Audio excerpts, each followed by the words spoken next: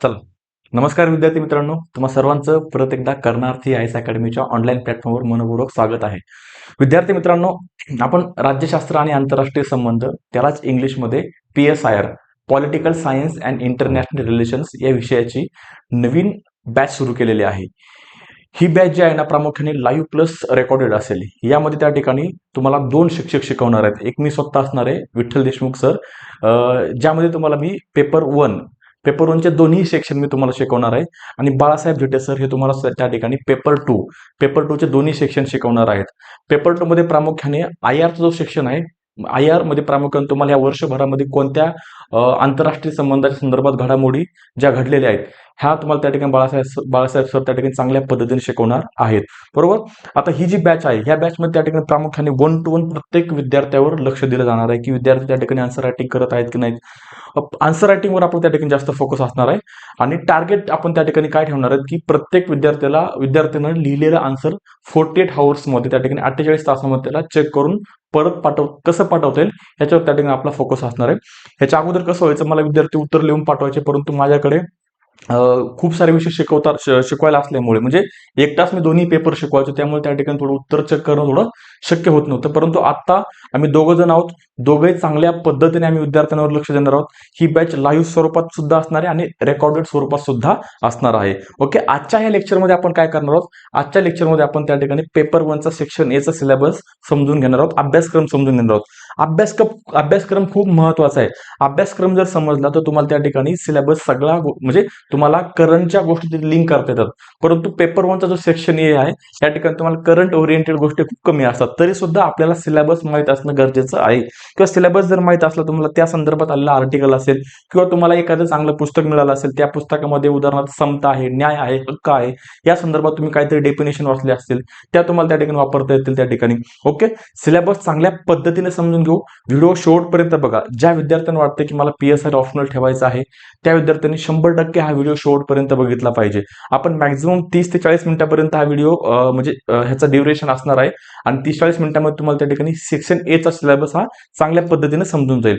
लक्षात ठेवा, जो PSIR आहे इंटायर PSIR जर त्या ठिकाणी 100% आपण कन्सिडर केला, त्यातला 40% जो सिलेबस आहे एकटा सेक्शन ए कव्हर करतोय. सिलेबस खूप जास्त आहे सेक्शन ए मध्ये, परंतु हा पूर्णपणे त्या ठिकाणी काय आहे, कॉन्सेप्च्युअल आहे.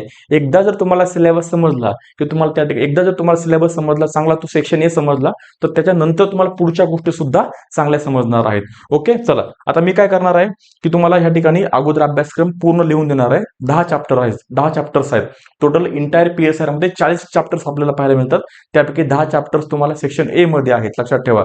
परंतु हे जे 10 चॅप्टर आहेत खूप मोठे असतात, लक्षात ठेवा. परंतु एकदा 10 चॅप्टर्स तुम्हाला त्या ठिकाणी प्रॉपर समजले तर नंतर प्रॉब्लेम येत नाही. मी अगोदर 10 चॅप्टर्स बोर्डवर लिहिल, त्यानंतर एक चॅप्टर्स तुम्हाला त्या ठिकाणी त्यामध्ये आपला क्रक्स तुम्हाला मी सांगण्याचा प्रयत्न करेल की यामध्ये आपला काय अभ्यासायचा आहे. ओके. चला. पेपर 1 सेक्शन ए अभ्यासक्रम असं लिहिल. अभ्यासक्रम मराठीमध्ये आपण त्याला अभ्यासक्रम म्हणतो, इंग्लिशमध्ये त्याला सिलेबस म्हणतो. Paper 1 section A. ओके. आणि कधीही लक्षात ठेवा, लेक्चर बघत असताना सुद्धा आणि अभ्यास करत असताना सुद्धा घाई करायची नाही. आपण डबलच्या स्पीडनं लावतो. आता मी ते लिहित असताना सुद्धा मी एकदम शांत लिहिणार आहे, जेणेकरून तुम्हाला सुद्धा गोष्टी समजून घ्यायला थोडासा वेळ मिळेल. चला, आता मी जे टॉपिक्स लिहितोय 1 ते 10, जो सिक्वेन्स तुम्हाला किंवा आपल्याला आयोगाने दिलेला आहे त्या सिक्वेन्सने मी लिहिणार नाही. मी टॉपिक्स कसे लिहिणार आहे, जसे आपल्याला शिकायचे आहेत तसे. म्हणजे काय, 10 नंबरचा टॉपिक जो आहे आपल्याला सगळ्यात अगोदर शिकायचा आहे, कारण की तो आपल्या इंटायर PSIRचं हृदय आहे, गाभा असं मी त्याला म्हणेल. बरोबर. तो म्हणजे काय, तर पहिला टॉपिक आहे पाश्चिमात्य राजकीय विचार व विचारवंत.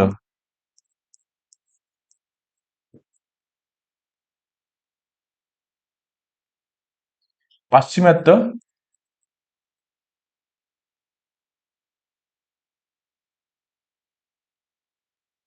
राजकीय विचारवंत. ओके. अगोदर सगळे टॉपिक्स लिहून घेतो आणि त्यानंतर एक एक डिस्कस करतो की ह्यामध्ये आपल्याला काय अभ्यासायचं आहे. दुसरा टॉपिक्स आपण बघू, राजकीय सिद्धांत.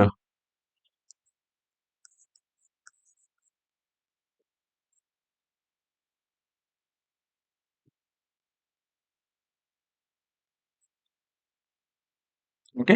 3 नंबरचा आहे राज्याचे सिद्धांत.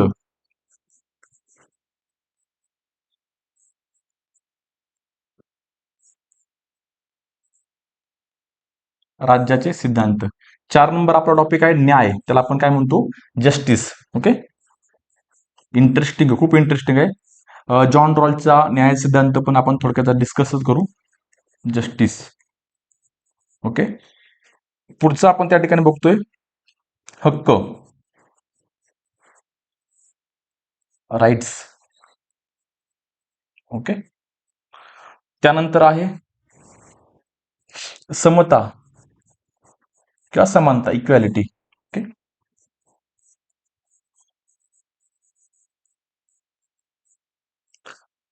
पुढे 7 नंबरचा आहे लोकशाही.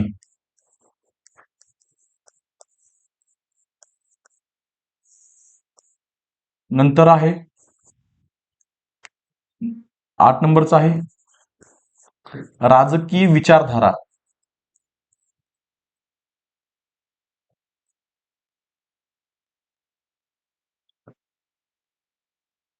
ओके, राजकीय विचारधारा. 6, 7, 8, एक एक टॉपिक कोणतरी मिस केलाय मी, 1 मिनिट. येस, सत्ता राहून गेला आपला या ठिकाणी. 8 नंबरचा सत्ता राहून गेला. Okay, power.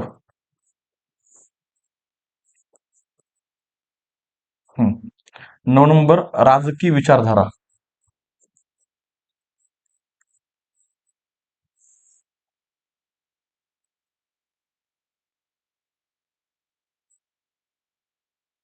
10 नंबर भारतीय राजकीय विचारवंत.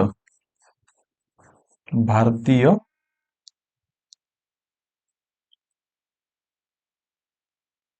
राजकीय विचारवंत. हे आपले त्या ठिकाणी विद्यार्थी मित्रांनो 10 टॉपिक्स आहेत, खूप महत्वाचे आहेत, लक्षात ठेवा.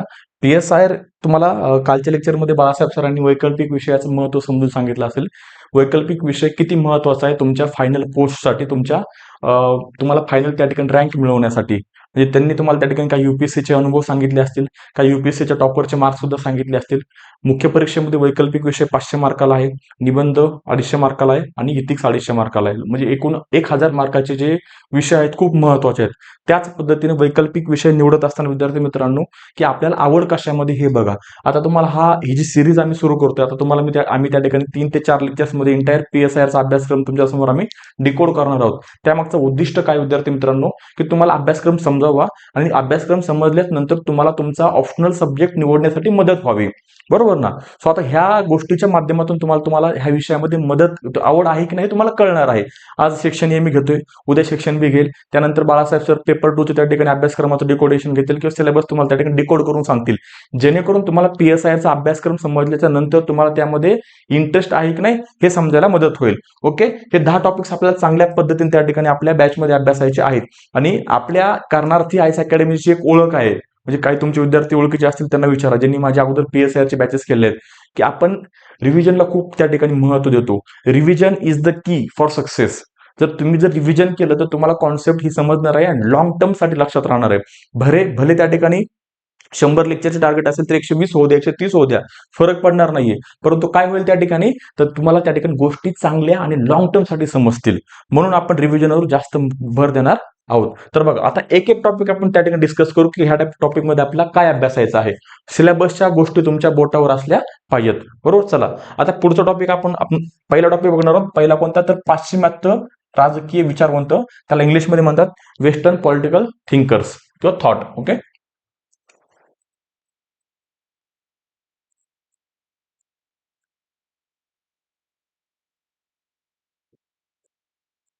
पाश्चिमात्य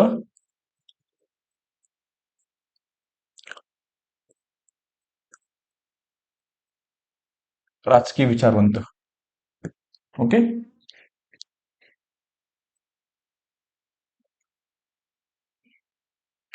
आता ह्यामध्ये आपल्याला जवळजवळ 8 ते 9 विचारवंतांचा अभ्यास करायचा आहे. की मी तो थोडेसे त्या ठिकाणी तुम्हाला सांगतो. पहिला आहे सॉक्रेटिस.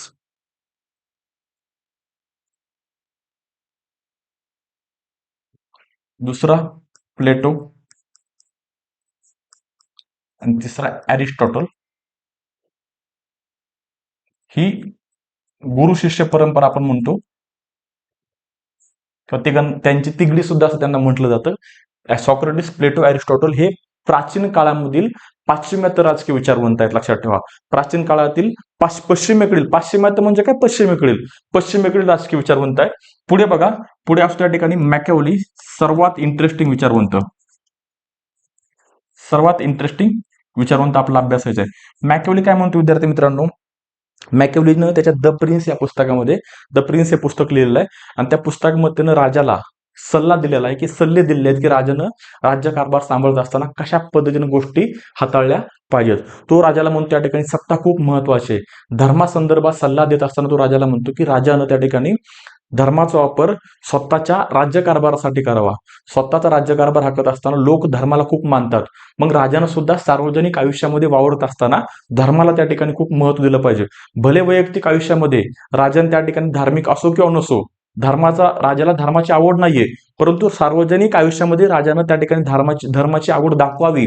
वैयक्तिक आयुष्यामध्ये त्या ठिकाणी धर्म पाळावा किंवा पाळू नये हा राजाचा त्या ठिकाणी वैयक्तिक निर्णय राहिला. परंतु राजा ज्यावेळेस सार्वजनिक आयुष्यामध्ये जगत असेल त्या राजाने त्या ठिकाणी धर्माचा वापर केलाच पाहिजे. धर्माचा, आणि लोकांनाही सांगितलं पाहिजे की मला देवाने पाठवलं आहे तुम्हाला तुमचं त्या ठिकाणी संगोपन करण्यासाठी किंवा तुम्हाला संरक्षण करण्यासाठी. लक्षात ठेवा. म्हणजे हा त्या ठिकाणी वास्तववादी विचारवंत होता. मॅकॅव्हली हा वास्तववादी विचारवंत होता. मॅकॅव्हलीला आपण त्या ठिकाणी आजच्या समकालीन परिस्थितीला जर आपण त्याला जोडलं, म्हणजे मॅकॅव्हली जो विचारवंत काय सांगतो की राजानं धर्माचा वापर राज्यकारभारासाठी करावा. मग मॅकॅव्हलीला जर त्या ठिकाणी आपण आजच्या समकालीन परिस्थिती म्हणजे आजच्या राजकारणाशी जोडलं तर आपल्याला काय दिसते, आजच्या राजकारणी सुद्धा धर्माचा वापर राज्याच्या राज्यकारभारासाठी करतायत. म्हणून त्या ठिकाणी मॅकॅव्हली बद्दल एक म्हण वापरली जाते, प्रत्येक जण मॅकॅव्हलियन आहे. राजकारणामध्ये प्रत्येक जण मॅकॅव्हलियन आहे, परंतु कोणीही स्वतःला मॅकॅव्हलियन म्हणून घेत नाही, कारण की मॅकॅव्हली हा अनैतिक होता. मग इंग्लिशमध्ये काय म्हणतात, everyone is Machiavellian but no one accept that they are Machiavellian. का, कारण मॅकॅव्हली हा अनैतिक होता.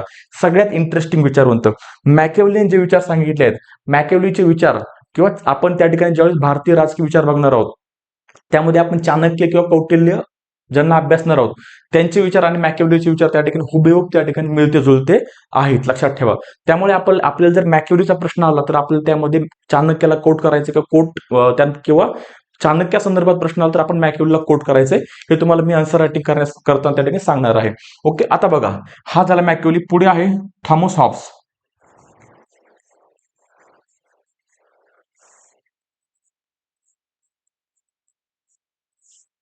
जॉन लॉक,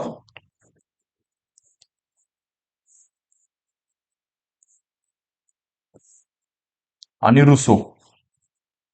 ओके, हे जे विचारवंत आहेत हे प्रामुख्याने उदारमतवादी विचारवंत आहेत, लक्षात ठेवा.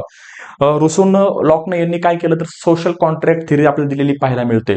हॉब्स, आता बघा, हे जे विचारवंत आहेत ह्यांचे विचार ज्यावेळेस आपण अभ्यासणार आहोत त्यावेळेस आपल्याला एक गोष्ट जाणवणार आहे की प्रत्येकानं त्या ठिकाणी राज्यासंदर्भात वेगवेगळे विचार मांडले, प्रत्येकानं व्यक्तीच्या स्वातंत्र्या संदर्भात वेगवेगळे विचार मांडले. असं का असणार आहे, त्याचं मागचं सगळ्यात महत्वाचं कारण म्हणजे त्यांची पार्श्वभूमी. ते ज्या काळात जगत होते त्या काळामध्ये जशी परिस्थिती होती तसेच त्यांनी विचार मांडले. उदाहरणार्थ जर आपण हॉब्स बघितला तर हॉब्स ज्या काळामध्ये त्या ठिकाणी जन्मला किंवा हॉब्स ज्या काळामध्ये वाढला त्या काळामध्ये राज्यामध्ये अनागोंदी होती. राज्यामध्ये त्या ठिकाणी काय होता तर राज्य नव्हतं, पूर्णपणे काय होतं, माइट इज राईट, बळी तो कानपिळी, जो शक्तिवान आहे तो काय करणारे, कमकुवत लोकांवर राज्य करणारे. हीच परिस्थिती थॉमस हॉब्सनं बघितली आणि त्याच पद्धतीने त्याने लेखणी त्याची त्या ठिकाणी आपल्याला पाहायला मिळते. तसेच विचार त्यानं मांडले. मग तो काय म्हणतोय तर त्या ठिकाणी व्यक्तीच्या स्वातंत्र्यासाठी राज्य असणं खूप गरजेचं आहे आणि राज्याला त्या ठिकाणी निरंकुश अधिकार असले पाहिजेत. म्हणजे काय, राज्याला सर्वोच्च अधिकार असले पाहिजेत. कशासाठी तर व्यक्तीच्या स्वातंत्र्यासाठी. लक्षात ठेवा, जशा गोष्टी त्यांनी ऑब्झर्व केल्या त्याच पद्धतीने त्या ठिकाणी त्यांनी गोष्टी मांडलेल्या आपल्याला पाहायला मिळतात. आणि पुढे सगळ्यात महत्वाचं विचारवंत की ज्याच्या विचारामुळे जगाची 2 भागामध्ये विभागणी झाली तो म्हणजे कोण तर कार्ल मार्क्स. कार्ल मार्क्स हे वादळ खूप भयंकर होतं, लक्षात ठेवा. कार्ल मार्क्सच्या विचारांचा प्रभाव आजही आपल्याला पाहायला मिळतोय. गेल्या 200 वर्षापासून त्या ठिकाणी कार्ल मार्क्सचे विचार जगभरामध्ये त्या ठिकाणी आपल्याला पसरताना पाहायला मिळत आहेत. लक्षात ठेवा, कार्ल मार्क्स काय म्हणतोय, कार्ल मार्क्सनं प्रामुख्याने राज्यावर टीका केली. ओके, कार्ल मार्क्स म्हणतो state is the executive body of the capitalist class, म्हणजे भांडवलदार वर्गासाठी राज्य काय आहे, तर एक प्रकारचं कार्यकारी मंडळ आहे. कार्यकारी मंडळ काय करतं लक्षात ठेवा, आपल्या सध्याच्या राज्य व्यवस्थेमध्ये कार्यकारी मंडळ काय करते, तर त्या ठिकाणी कायदे मंडळाने केलेले कायदे हे अंमल करण्याचं काम कोण करतं, कार्यकारी मंडळ करतं. त्याच पद्धतीने कार्ल मार्क्स काय म्हणतोय, जे राज्य आहे, राज्य हे भांडवलदारांचे विचार भांडवलदारांच्या पॉलिसी इम्प्लिमेंट करण्याचं काम करते. म्हणजेच काय, तर त्या ठिकाणी मार्क्स काय म्हणतो की राज्य हे भांडवलदाराच्या हातचं खेळणं आहे. राज्य हे भांडवलदाराच्या हातचं खेळणं आहे. राज्य काय करते, तर भांडवलदार काय करतायत, तर राज्याच्या मार्फत कामगार वर्गांची पिळवणूक करतायत, शोषण करतायत, असं कोण म्हणते, असं मार्क्स म्हणते. मग मार्क्सच्या विचारातून त्या ठिकाणी आपल्याला साम्यवाद, समाजवाद, कम्युनिझमचा त्या ठिकाणी जन्म झालेला पाहायला मिळतो. मार्क्सच्या नंतर आफ्टर मार्क्सिझम, ओके, मार्क्सच्या नंतरचा मार्क्सवाद आपण ज्यावेळेस अभ्यासतो त्यावेळेस आपण त्या ठिकाणी ग्राम्स्कीला प्रामुख्याने अभ्यासतो. Gramsci, okay. आणि शेवटी ह्यामध्ये आहे हॅना अरेंट, एकमेव महिला विचारवंत आपल्याला ह्यामध्ये पाहायला मिळते, हॅना अरेंट. ओके, सो ह्यामध्ये आपल्याला त्या ठिकाणी 1 2 3 4 5 6 7 8 9 10. आता सॉक्रेटिस हा प्रत्यक्षपणे आपल्या सिलेबसमध्ये नाहीये, परंतु आपला सॉक्रेटिसचा अभ्यास का करावा लागतो, कारण की आपल्याला प्लेटोला जर समजून घ्यायचं असेल तर आपला सॉक्रेटिस थोडक्यात समजून घ्यावाच लागेल. हे 10 विचारवंत खूप महत्वाचे आहेत. ही दे आर द, म्हणजे एक बेस आहेत आपल्या PSIचं, लक्षात ठेवा. आपण त्या ठिकाणी पुढे ज्या विचारधारा अभ्यासणार आहोत, विचारधारा कोणती, तर उदारमतवाद जनक त्या ठिकाणी आपले हे 3 जण पाहायला मिळतात. 3 जणांनी उदारमतवादा संदर्भाचे विचार दिलेले आपल्याला पाहायला मिळतात. आपण पुढे समाजवाद, मार्क्सवाद आपण अभ्यासणार आहोत. हा मार्क्सवाद, समाजवाद मार्क्सच्या विचारामधून आलेला आपल्याला पाहायला मिळतो, लक्षात ठेवा. ओके, मॅकियावेलीमध्ये आपण त्या ठिकाणी वास्तववादी विचार आपण अभ्यासणार आहोत. पुढे आपल्याला त्या ठिकाणी राजकारणाचा वास्तववादी पर्स्पेक्टिव्ह ज्यावेळेस आपला अभ्यास आहे त्यावेळेस आपला मॅकियावेलीला कोट करायचंय. म्हणजेच काय विद्यार्थी मित्रांनो, जर हे विचारवंत आपल्याला चांगले समजले तर आपल्याला पुढे काय, तर पुढचा PSI चांगला समजणार आहे. त्यामुळे हे आपण खूप छान पद्धतीने समजून घेणार आहोत. हा होता त्या ठिकाणी आपला पहिला टॉपिक. एक मिनिट, हा, पुढे बघा, पुढे आहे राजकीय सिद्धांत, पुढचा टॉपिक. टॉपिक नंबर 2 काय,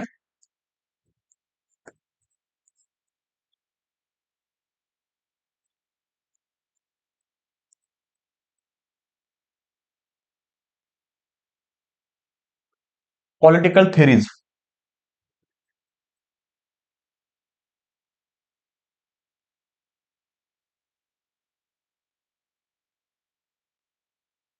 पॉलिटिकल थेरीज, ओके. आता ह्या ठिकाणी आपल्या सगळ्यात पहिल्यांदा सिद्धांत म्हणजे काय हे समजून घ्यावं लागेल. एक मिनिट, हा, आपल्या ह्या ठिकाणी सिद्धांत म्हणजे काय समजून घ्यावं लागेल. सिद्धांत म्हणजे काय, तर एखादी संकल्पना विस्तृत स्वरूपात समजून सांगणारी त्या ठिकाणी विचार, बरोबर ना, राजकीय. आता ह्या ठिकाणी राजकीय सिद्धांत त्या ठिकाणी आपल्याला समजून घ्यायचे आहेत. आता पुढे आपण थेरीज बघणारच आहोत. पुढे थेरीमध्ये आपण काय बघणार आहोत, हक्क म्हणजे काय, लोकशाही म्हणजे काय, सत्ता म्हणजे काय, न्याय म्हणजे काय, हे सिद्धांत आपण समजूनच घेणार आहोत. ओके, आता या राजकीय सिद्धांतामध्ये आपल्याला वेगवेगळे दृष्टिकोन अभ्यासाचे आहेत. पारंपरिक दृष्टिकोन, आधुनिक दृष्टिकोन आणि समकालीन दृष्टिकोन. ओके, हे खूप महत्वाचे आहेत आपल्याला अभ्यासा दृष्टिकोनातून.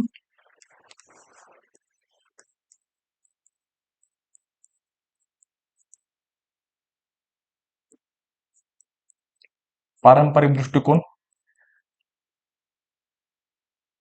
दुसरा आधुनिक दृष्टिकोन, यामध्ये वर्तनवादी आणि उत्तर वर्तनवादी दृष्टिकोन आपला अभ्यासाचे. त्यामध्ये यामध्ये आपला तात्विक दृष्टिकोन अभ्यासाचा आहे. यामध्ये आपल्याला त्या ठिकाणी पुढे समकालीन दृष्टिकोन, आपल्याला कॉन्टेम्पररी सत्य परिस्थिती त्या ठिकाणी राजकीय सिद्धांताचे दृष्टिकोन आपल्याला अभ्यासायचे आहेत. ओके, आता थोडक्यात याबद्दल माहिती सांगतो की ह्यामध्ये काय आपल्याला अभ्यासायचं आहे. हा जो पारंपरिक दृष्टिकोन आहे, या पारंपरिक दृष्टिकोनामध्ये आपल्याला त्या ठिकाणी फिलॉसॉफिकल अप्रोचेस किंवा त्या ठिकाणी तात्विक दृष्टिकोन आपला अभ्यासायचा आहे.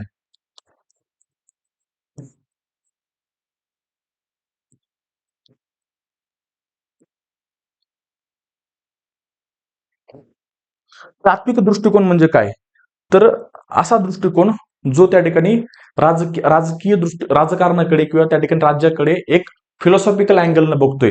उदाहरणार्थ सॉक्रेटिस काय म्हणतोय की ज्ञान हेच अंतिम आहे.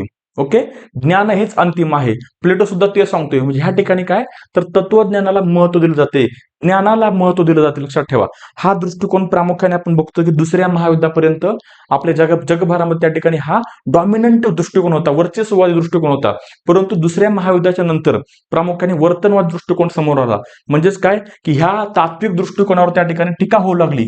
कसली टीका होऊ लागली की हा दृष्टिकोन पहिलं महायुद्ध त्या ठिकाणी दुसरं महायुद्ध थांबवण्यामध्ये कुठंतरी अपयशी ठरत आहे. लक्षात ठेवा, कारण की वास्तव गोष्टी ह्यामध्ये अजिबात नव्हत्या, रिअलिस्टिक अप्रोच अजिबात नव्हता. मग नव्यानं त्या ठिकाणी एक दृष्टिकोन जन्माला आला, तो म्हणजे कोणता, तर त्या ठिकाणी वर्तनवादी दृष्टिकोन. कोणता? वर्तनवादी दृष्टिकोन. ओके. आणि त्यांनी कशात डिमांड केली, ते म्हणले we wants only facts facts and facts. आम्हाला तथ्य पाहिजेत. ह्यामध्ये लॉर्ड ब्राइस हे जे विचार म्हणतात ते काय म्हणतात, आम्हाला फक्त तथ्य तथ्य आणि फक्त तथ्यच हवे आहेत. म्हणजे काय की ह्या दृष्टिकोनाला आम्हाला त्या ठिकाणी इग्नोर करायचं आहे आणि वर्तनवाद दृष्टिकोन त्या ठिकाणी समोर आला. लक्षात ठेवा, कोणता, तर वर्तनवाद दृष्टिकोन, जो फक्त आणि फक्त फॅक्ट्सवर त्या ठिकाणी भर देतोय. परंतु काही दिवसानंतर वर्तनवाद दृष्टिकोनाने जो फिलॉसॉफिकल अँगल कुठेतरी दूर सरकवला होता, त्या फिलॉसॉफिकल अँगल दूर सरकवल्यामुळे जे काही प्रिन्सिपल्स आहेत, न्यायाचं तत्व आहे, हक्क जे काय आहे, हक्काचं त्या ठिकाणी तत्व आहे, समतेचं तत्व आहे, ह्या तत्वांपासून कुठेतरी राज्यशास्त्र हा विषय कुठेतरी दूर जाऊ लागला.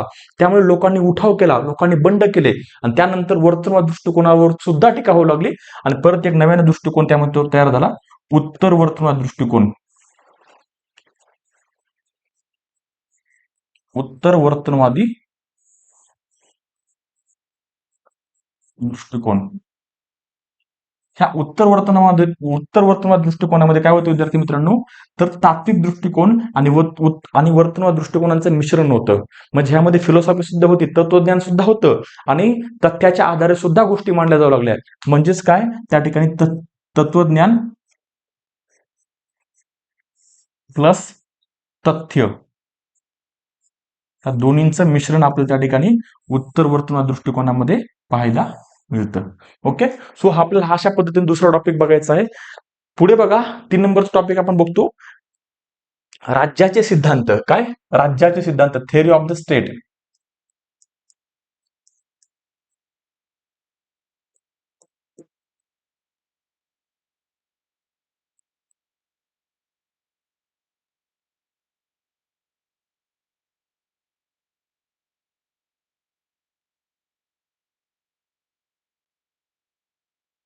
विविध विचारधारा राज्याकडे कोणत्या दृष्टिकोनातून बघतात.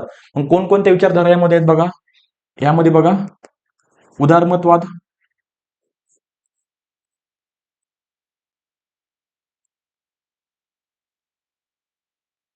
उदारमतवादी, त्यानंतर नव उदारमतवादी, त्यानंतर समाजवादी,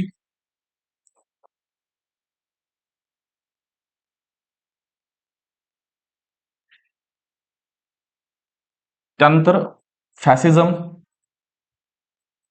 फॅसिस्ट कसे बघतात राज्याकडे, त्यानंतर स्त्रीवादी,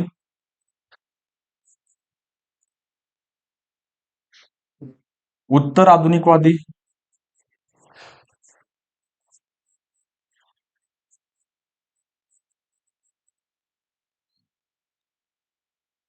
स्त्रीवादी विचारवंत काय म्हणतात की जेव्हा जेव्हा मी राज्याकडे बघते, त्यामध्ये प्रामुख्याने आपला सिमॉन द पोअर यांना अभ्यासायचं आहे.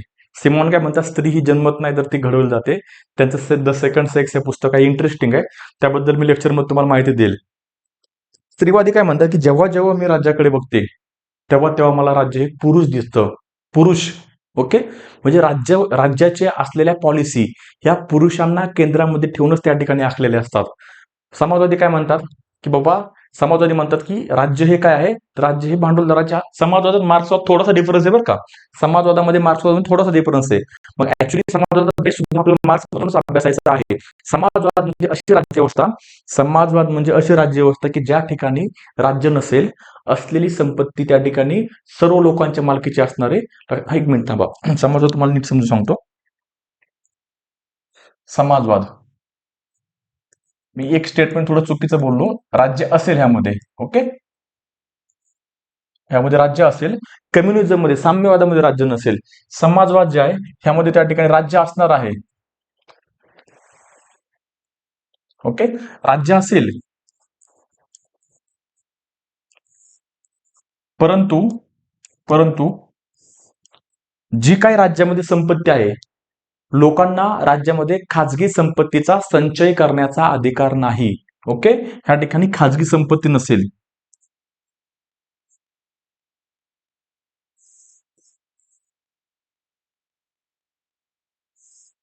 खाजगी संपत्ती नसेल, लोकांना खाजगी संपत्ती संचय करण्याचा अधिकार नसेल. जी काय संपत्ती असेल ती राज्याच्या मालकीची असेल. राज्य लोकांना गरजेनुसार त्या ठिकाणी संपत्तीचं वाटप करेल. लक्षात ठेवा, हा समाजाचा फॉर्म्युला आहे. आपण पॉईंट काय बघतोय? आपण बघतोय त्या ठिकाणी राज्य सिद्धांतामध्ये ह्या ज्या वेगवेगळ्या विचारधारा आहेत, ह्या विचारधारा राज्याकडे कोणत्या दृष्टिकोनातून बघतात लक्षात ठेवा. ह्यामध्ये आपल्याला त्या ठिकाणी काय, आपण अगोदर जे विचारवंत बघितले आहेत, वेस्टर्न पॉलिटिकल थिंकर्स किंवा थॉट, तो पाया आहे आणि त्या पायावरची बिल्डिंग आहे लक्षात ठेवा. ओके, ह्यामध्ये समाजवादी काय म्हणतात त्या ठिकाणी की खाजगी संपत्ती ह्या ठिकाणी आमच्या राज्यामध्ये नसणार आहे. उदाहरणार्थ काय म्हणतात की राज्याची कमीत कमी भूमिका असली पाहिजे. राज्याची मिनिमम स्टेट म्हणजे काय, तर कमीत कमी राज्याची भूमिका लक्षात ठेवा. खाजगी संपत्ती या ठिकाणी असणार आहे. राज्याची फक्त काय, तर राज्य हे त्या ठिकाणी कसे, तर राज्याची अंपायरची भूमिका असली पाहिजे. अंपायर काय करतो, जेव्हा गरज पडेल त्याच वेळेस त्या ठिकाणी खेळामध्ये इंटरफिअर करतो. अन्यथा अंपायर काय करतो, त्या ठिकाणी फक्त एका ठिकाणी शांत उभा राहिलेला असतो. आणि समाजवादामध्ये काय म्हणतात, तर राज्याची त्या ठिकाणी मॅक्झिमम भूमिका असली पाहिजे. राज्याकडे काय राज्याची त्या ठिकाणी कर्णधाराची भूमिका असली पाहिजे. कर्णधार सगळ्याच गोष्टी डिसाईड करतो लक्षात ठेवा. कर्णधार सगळ्यांना संधी देतो. कर्णधार सगळ्यांना बॅटिंगची संधी देतो. कर्णधार सगळ्यांना त्या ठिकाणी बॉलिंगची संधी देतो. म्हणजेच काय, तर मॅक्झिमम त्या ठिकाणी भूमिका ह्यामध्ये असली पाहिजे. सो हे विचार सुद्धा आपण त्या ठिकाणी अभ्यासणार आहोत की ह्या विचारधारा राज्याकडे कोणत्या दृष्टिकोनातून बघत आहेत. ओके, पुढे बघा, पुढचा टॉपिक आपण त्या ठिकाणी अभ्यासतोय, बघणार आहोत न्याय. ओके, न्याय, टॉपिक नंबर 4, जस्टिस.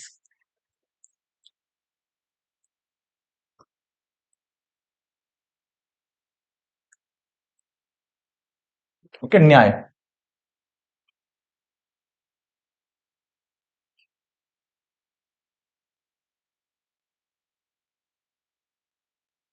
आता न्यायामध्ये प्रामुख्याने आपण जॉन रॉल्स यांचा न्याय सिद्धांत आपण अभ्यासणार आहोत. ओके, इंटरेस्टिंग आहे, खूप इंटरेस्टिंग आहे.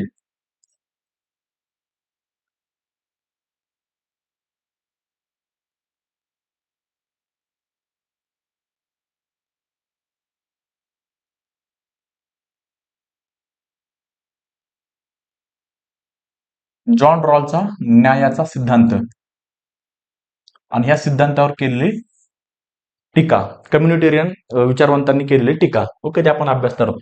आता जॉन रॉल्स काय म्हणतात बघा न्यायाबद्दल. जॉन रॉल्स म्हणतात की न्यायाची जी त्या ठिकाणी संकल्पना आपण मांडत आहोत, न्यायाची संकल्पना जर त्या ठिकाणी इलाइट क्लास, ओके, आपण त्याला इलाइट क्लास म्हणजे अभिजात वर्ग म्हणू, न्यायाची संकल्पना जर अभिजात वर्गाने जर मांडली तर ती सर्वसामान्याला त्या ठिकाणी मान्य नसेल.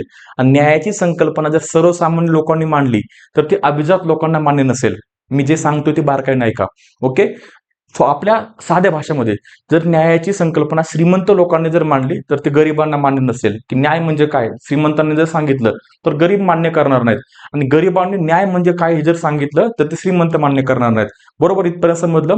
आता ते काय सांगतात, तर त्यांनी त्या ठिकाणी एक वेल ऑफ इग्नोरन्स म्हणजे अज्ञानाचा पडदा अशी एक संकल्पना मांडली न्यायाची. बघा, ह्या ठिकाणी अज्ञानाचा पडदा,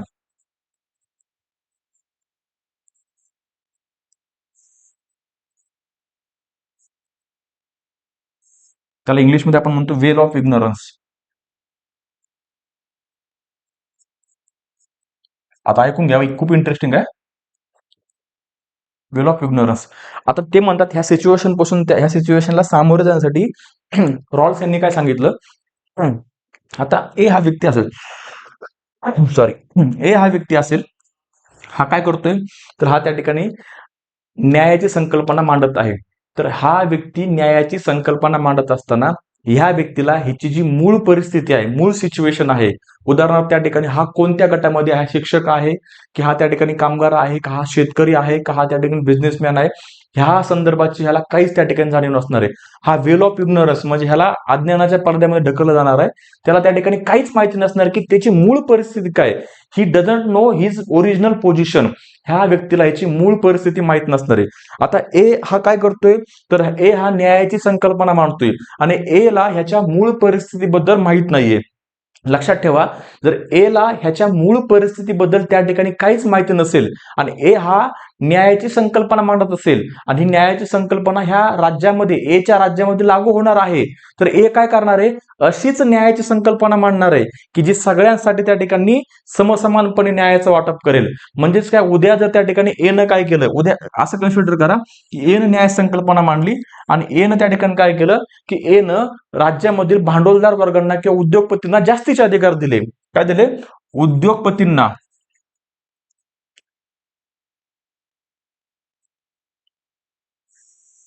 जास्तीचे अधिकार. आता ही सगळी हायपोथेटिकल सिच्युएशन आहे बरं का, म्हणजे काय, हे रियालिटीमध्ये कधीच होत नसतं, पण ही इमॅजिनेशन केलेलं असतं. ओके, तिचे अधिकार कोणाला दिले? तर उद्योगपतींनी दिले. आणि उद्या त्या ठिकाणी एला कळलं की अरे तो शेतकरी आहे, ए शेतकरी आहे, तर त्या ठिकाणी काय होणार आहे, एला कळणार आहे की आपल्यावर त्या ठिकाणी आता अन्याय होतोय. बरोबर ना? एकदम सोप्या भाषेत तुम्हाला सांगतो, त्या ठिकाणी केक आहे, एक केक आहे. ओके, हा एक केक आहे. तर आपण सर्कल करू proper. We have the technology ना, लेट्स यूज इट. ओके, हा केक आहे, बरोबर का? आता ए ला त्या ठिकाणी एक केक कापणार आहे, परंतु ए ला माहित नाही की ह्या केकामधील कोणता तुकडा मला मिळणार आहे. मग ए काय करेल, तर त्या ठिकाणी ह्या असलेल्या केकचे त्या ठिकाणी समसमान तुकडे करेल. बरोबर का?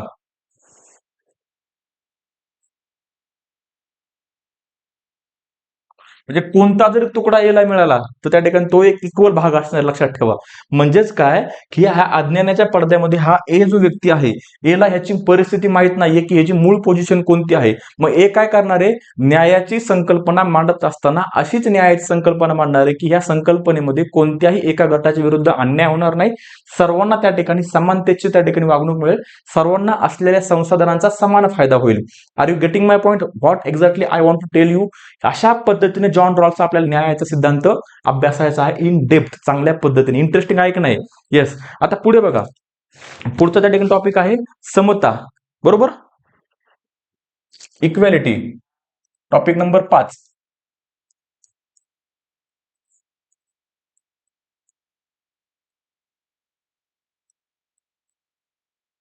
ओके,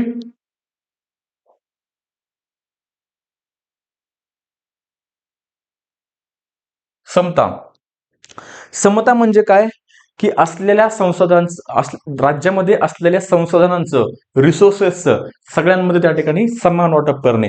ओके, संसाधनांचं समान वाटप.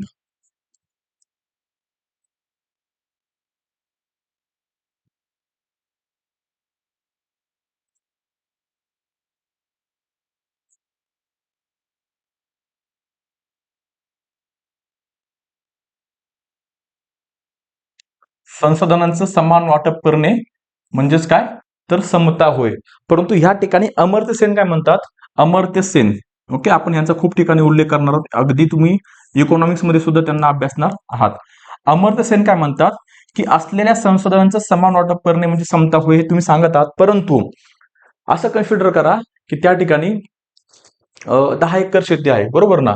10 एकर शेती आहे, बरोबर. आता ही जी 10 एकर जी शेती आहे, ही 10 एकर शेती त्या ठिकाणी 10 लोकांमध्ये समान वाटून दिलेली आहे. प्रत्येकाला एक एक एकर शेती त्या ठिकाणी दिलेली आहे, बरोबर ना? म्हणजे काय, तर असलेल्या शेतीचं म्हणजे संसाधनाचं ह्या 10 लोकांमध्ये समान वाटप झालेलं आहे. परंतु ह्या 10 पैकी 2 लोक त्या ठिकाणी अपंग असतील किंवा 10 पैकी 2 लोकांनी आयुष्यामध्ये कधीच शेती केलेली नाहीये, तर ते 2 लोक त्यांच्याकडे असलेल्या शेतीचा त्या ठिकाणी चांगल्या पद्धतीने वापर करू शकत नाहीत. जर अपंग असतील, डोळ्यां जर अपंग असतील, तर ते कशी शेती करू शकणार आहेत? नाही करू शकणार. म्हणजेच काय, तर फक्त संसाधनांचं समान वाटप करून आपण समता प्रस्थापित करू शकणार नाहीयेत, तर त्या ठिकाणी आपल्याला लोकांच्या क्षमता सुद्धा विकसित कराव्या लागतील. आपल्याला जे 2 लोक आहेत की ज्यांनी आयुष्यामध्ये कधीच शेती केलेली नाही, त्यांना शेती कशी करायची हे आपल्याला शिकावं लागेल. म्हणजेच काय, तर आपल्याला त्यांच्या क्षमता, कॅपॅसिटी बिल्डिंग करावं लागेल. म्हणजेच काय, लोकांच्या त्या ठिकाणी क्षमता विकसित कराव्या लागतील. लोकांच्या क्षमता विकसित कराव्या लागतील.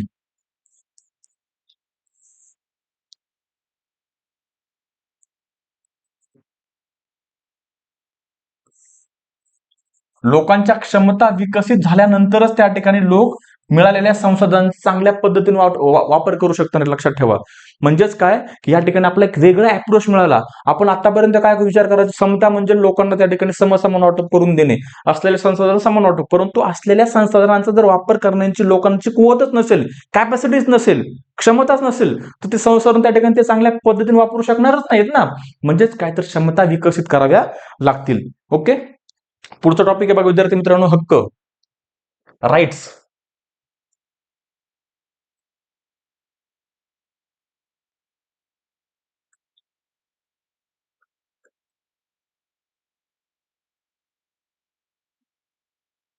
आता हक्कासंदर्भात त्या ठिकाणी आपण वेगवेगळे हक्क हक्क म्हणजे काय, हक्काचे वेगवेगळे प्रकार, जसे की त्या ठिकाणी नागरी हक्क,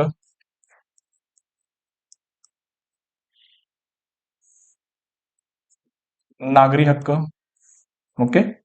त्यानंतर राजकीय हक्क,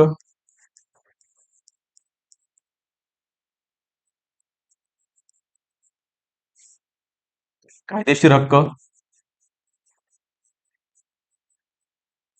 कायदेशीर हक्क, नैतिक हक्क,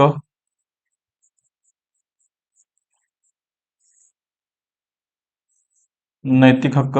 यामध्ये आपण सेपरेट मानवी हक्कासंदर्भात सुद्धा अभ्यासणार आहोत, लक्षात ठेवा. मानवी हक्क तुम्हाला त्या ठिकाणी पुढे पेपर 2 मध्ये सुद्धा मानवी हक्क तुम्ही अभ्यासणार आहात आणि इथं सुद्धा अभ्यासणार आहात. म्हणजे या ठिकाणी तुम्हाला काय तर ओव्हरलॅपिंग होणार आहे. ओके, मानवी हक्क सुद्धा आपण त्या ठिकाणी अभ्यासणार आहोत. तर हक्काचे आपण हे वेगवेगळे प्रकार पुढे आपण अभ्यासणार आहोत. ओके, आता पुढे बघा लोकशाही, डेमोक्रेसी. इंटरेस्टिंग आहे खूप. ओके, लोकशाही,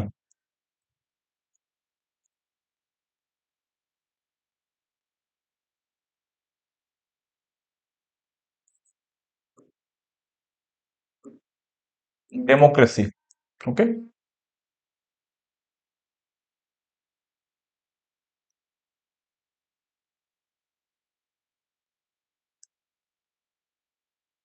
लोकशाही. आता लोकशाही म्हणजे काय आपल्या सगळ्यांना माहिती आहे की लोकांच्या मार्फत चालवलं गेलेलं शासन किंवा सरकार, बरोबर ना. आता ही लोकशाही कशी त्या ठिकाणी प्रस्थापित झाली हे सुद्धा थोडक्यात आपल्याला समजून घ्यावं लागेल.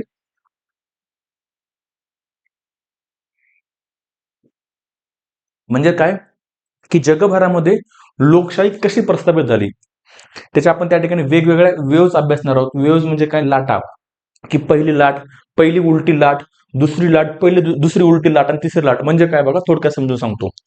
आता बघा, लोकशाहीची पहिली लाट असं समजू आपण त्याला.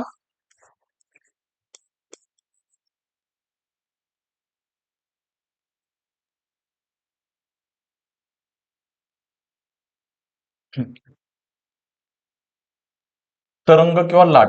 Okay, waves.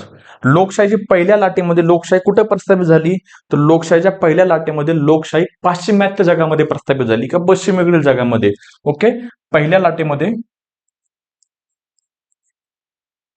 पश्चिमेच्या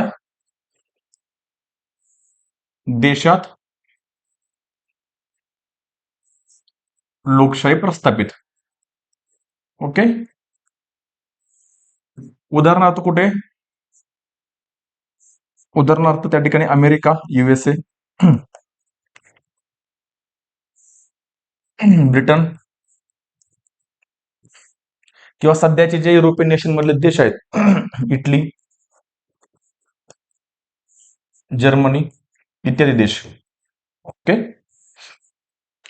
आता लोकशाहीची पहिली उलटी लाट, रिव्हर्स वेव्ह, म्हणजे काय की ज्या ठिकाणी लोकशाही प्रस्थापित झाली होती तिथून लोकशाही त्या ठिकाणी संपुष्टात आली. ओके, मग या ठिकाणी मी काय टाकेल, एकच नंबर टाकेल, लोकशाहीची पहिली उलटी लाट.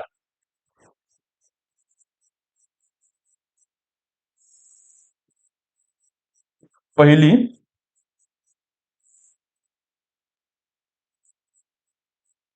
उलटी लाट म्हणजे रिव्हर्स वेव्ह. ओके, पहिल्या महायुद्धाच्या दरम्यान आणि दुसऱ्या महायुद्धाच्या दरम्यान या कालखंडामध्ये ज्या पश्चिमेकडील देशांमध्ये लोकशाही प्रस्थापित झाली होती तिथून त्या ठिकाणी लोकशाही संपुष्टात आली. उदाहरणार्थ त्या ठिकाणी इटली असेल, जर्मनी असेल, या ठिकाणाहून लोकशाही शासन संपुष्टात येऊन त्या ठिकाणी एक प्रकारचं हुकुमशाही शासन प्रस्थापित झालेलं आपल्याला पाहायला मिळतं. ओके, इटली, जर्मनी या ठिकाणाहून लोकशाही संपुष्टात आली आणि एक हुकुमशाही शासन त्या ठिकाणी आपला प्रस्थापित झालेलं पाहायला मिळतं. आता ही पहिली लाट बघा, पुढची दुसरी लाट बघा, 2 नंबर. पेन चेंज करून बघू.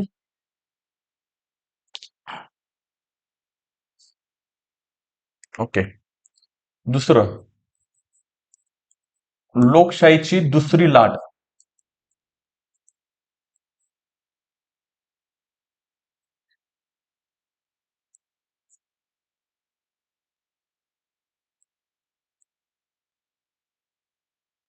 लोकशाहीची दुसरी लाट. ओके, दुसरी लाट म्हणजे त्या ठिकाणी परत त्या ठिकाणी लोकशाही प्रस्थापित झाली बाबा, बरोबर ना. मग कुठे झाली, तर दुसरं महायुद्ध संपल्यानंतर जर्मनी ह्या ठिकाणी लोकशाही परत प्रस्थापित झाली, बरोबर. आणि त्याचबरोबर तिसऱ्या जगामध्ये, तिसरं जग म्हणजे कोण, की ज्यांच्यावर त्या ठिकाणी कॉलनीज होत्या, ज्यांचं ब्रिटिशांचं फ्रेंचचं राज्य होतं, त्या आता कॉलनीज संपल्या आणि तिथं लोकशाही प्रस्थापित झाली. उदाहरणार्थ भारत, बरोबर ना. ज्यांच्यावर वसाहती होत्या, आता वसाहती संपलेल्या आहेत आणि त्या ठिकाणी आता लोकशाही प्रस्थापित झालेली आहे. ओके, उदाहरणार्थ तिसऱ्या जगातील देश,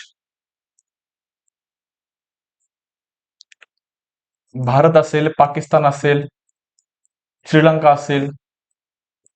ओके, तिसऱ्या जगातील देश या ठिकाणी लोकशाही प्रस्थापित झाल्या, बरोबर. आता दुसरी रिव्हर्स वेव्ह, दुसरी उलटी लाट म्हणजे ह्या ज्या देशामध्ये तिसऱ्या जगातील देशामध्ये ज्या लोकशाही प्रस्थापित झाल्या होत्या, त्या परत त्या ठिकाणी संपुष्टात आल्या. ओके, 2 नंबर आपण टाकतो, लोकशाहीची दुसरी उलटी लाट.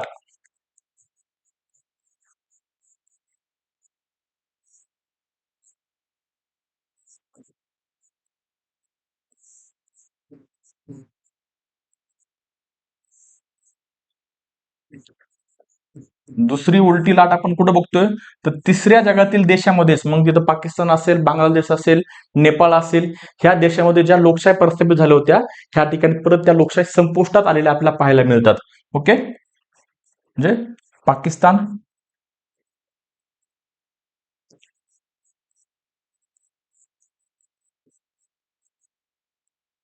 नेपाळ,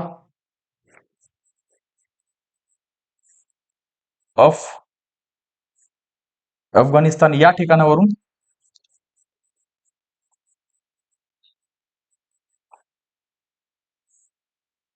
लोकशाही संपुष्टात.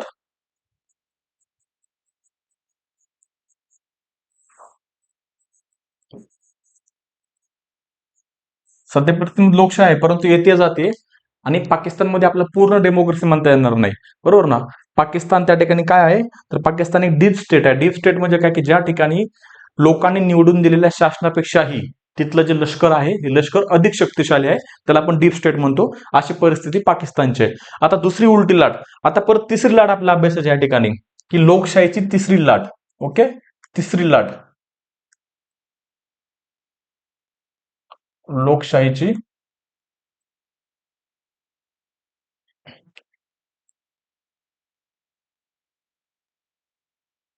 तिसरी लाट. ओके, लोकशाहीची तिसरी लाट. लोकशाहीच्या तिसऱ्या लाटेमध्ये आपण बघतो की 1991ला ज्यावेळेस सोव्हिएट युनियनचं पतन झालं, आपण त्याला USSR म्हणतो, union of Soviet socialist Republic, ह्याचं पतन झालं. आणि या पतनानंतर त्या ठिकाणी परत काय झालं, जिथं समाजवादी देश होता तिथं लोकशाही प्रस्थापित झाली. ओके, ह्या ठिकाणी काय, USSR चे पतन होऊन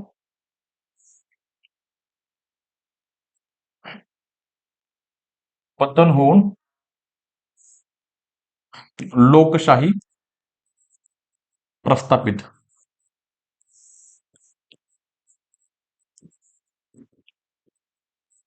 लोकशाही प्रस्थापित झाली. ओके, सो अशा पद्धतीने आपल्याला डेमोक्रेसी चॅप्टर मध्ये गोष्टी अभ्यासायच्या आहेत. पुढे आपला आहे सत्ता, power. Let's change the pen. अब कौन सा लेंगे, सत्ता. आपण काय म्हणतो त्याला इंग्लिशमध्ये, पॉवर. आता ह्यामध्ये आपल्याला सत्तेचे वेगवेगळे सिद्धांत अभ्यासायचे आहेत.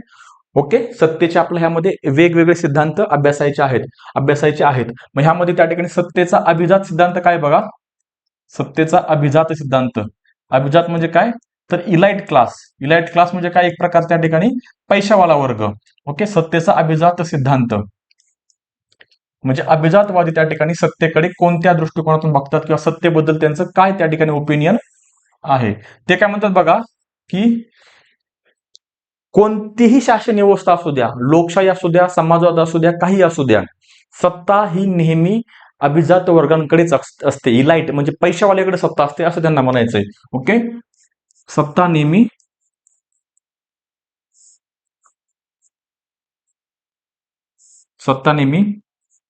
अभिजात वर्गाकडेच असणार आहे. अभिजात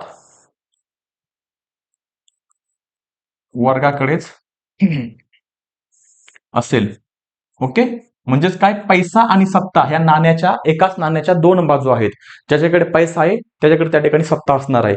ह्या elite theory of the power असा हा सिद्धांत सांगतो की ज्याच्याकडे सत्ता आहे त्याच्याकडे त्या ठिकाणी, ज्याच्याकडे पैसा आहे त्याकडे सत्ता असणार आहे. डेमोक्रेसी, समाजवाद वगैरे तुम्ही जे सांगताय की डेमोक्रेसीमध्ये मासेस म्हणजे काय, आपल्या सर्वसामान्य लोकांकडे सत्ता असते, तर हे एक मिथक आहे, हे एक खोटं आहे. असं काहीच नसतं. लोकशाही जरी असली तर सत्तेच्या खऱ्या चाव्या कोणाकडे असणार आहेत, तर ज्याच्याकडे पैसा आहे त्याच लोकांकडे सत्तेच्या चाव्या असणार आहेत, असा हा अभिजातवादी सिद्धांत सांगतो. एकदम इंटरेस्टिंग आहे, लक्षात ठेवा. आपण जे सिद्धांत वाचतो, आपण जे लोकशाहीबद्दल वाचतो, लोकशाही म्हणजे त्या ठिकाणी लोकांचं शासन, या ठिकाणी शासन हे लोकांनी निवडून दिलं असणार आहे.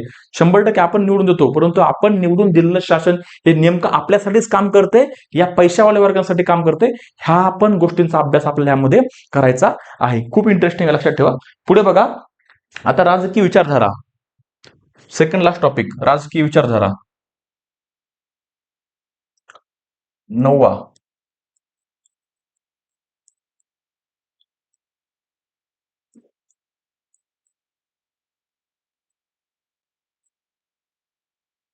आता परत बघा, आपण जो टॉपिक अभ्यासलेला आहे पहिला आणि 3 नंबरचा राज्याचे सिद्धांत, तोच परत टॉपिक या ठिकाणी ओव्हरलॅप होतोय.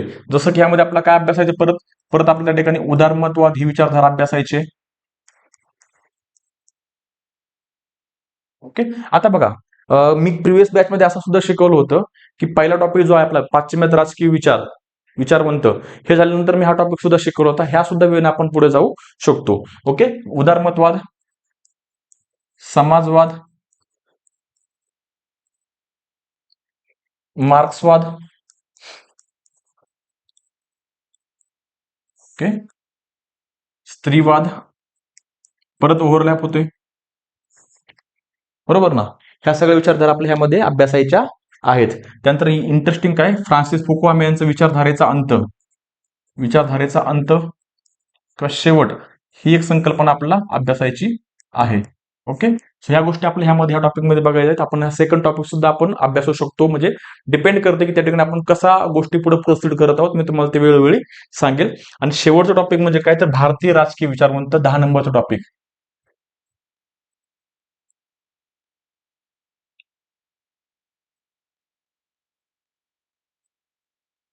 भारतीय राजकीय विचारवंत, हा थोडासा तुम्ही अगोदर अभ्यासलेला असेल किंवा ऐकलेला असेल या टॉपिकच्या बद्दल, किंवा ह्यातले जे विचारवंत आहेत तुम्ही कुठं जर त्या ठिकाणी अगोदर अभ्यासलेले असणार आहेत. ओके, आता पहिले जर प्राचीन विचारवंत जर सोडले, उदाहरणार्थ त्या ठिकाणी ह्यामध्ये काय काय आपल्याला अभ्यासाचे, धर्मशास्त्र, मनूचे विचार ह्यामध्ये आपल्याला बघायचे आहेत. ओके, त्यानंतर अर्थशास्त्र, कौटिल्याचे विचार आपल्याला अभ्यासायचे आहेत. कौटिल्य काय सांगतोय, कौटिल्य आणि चाणक्य एक सेमच आहेत, वास्तववादी विचारवंत आहेत, लक्षात ठेवा. एकाच नाण्याच्या दोन बाजू आहेत. ते सुद्धा सांगतोय की राजा खूप महत्वाचा आहे. एखाद्या त्या ठिकाणी राज्यामध्ये जो राजा आहे, राजा जर त्या ठिकाणी मजबूत असेल, हुशार असेल, ताकदवान असेल, त्या ठिकाणी कल्पित बुद्धीचा असेल, लक्षात ठेवा, तर तो त्या ठिकाणी काय करणार, राज्याला खूप पुढे घेऊन जाणार आहे. परंतु जर त्या ठिकाणी राजा वीक असेल तर राज्य त्या ठिकाणी जास्त काळ टिकू शकणार नाही. असंच त्या ठिकाणी कोण सांगतोय, तर कौटिल्य सांगतोय. ओके, पुढे आपण बौद्ध विचार सुद्धा अभ्यासणार आहोत. बौद्ध विचार, त्यानंतर सर सय्यद अहमद खान यांचे विचार, राजकीय विचार. ओके, त्यानंतर आपण एम एन रॉय, महात्मा गांधी, बी आर आंबेडकर, गांधीजी, आंबेडकर, बी आर आंबेडकर. ओके. या विचारवंताच्या ठिकाणी आपण अभ्यास करणार आहोत. त्यामध्ये अरबिंदो एक सुद्धा आहे, श्री अरबिंदो. विद्यार्थी मित्रांनो, आपण खूप चांगल्या पद्धतीनं पेपर वनचा जो सेक्शन ए आहे याचा सिलेबस आपण चांगल्या पद्धतीने डिकोड केलेला आहे. ओके. आय होप तुम्हाला हे लेक्चर आवडलं असेल. आणि तुम्हाला जर लेक्चर आवडलं असेल, तुम्हाला बॅच संदर्भात इन्क्वायरी करायची असेल, तर आपल्या हा पहिल्या थंबनेलवर त्या ठिकाणी नंबर दिलेला आहे. ह्या नंबरवर त्या ठिकाणी तुम्ही कॉल करू शकता. ओके. एकच मिनिट. ओके. 9049781568 हा नंबर आहे. या नंबरवर तुम्ही कॉल करून अधिक माहिती मिळवू शकता. आय होप तुम्हाला लेक्चर आवडलं असेल. Thank you so much for the lecture. Take care. Bye. Have a nice day.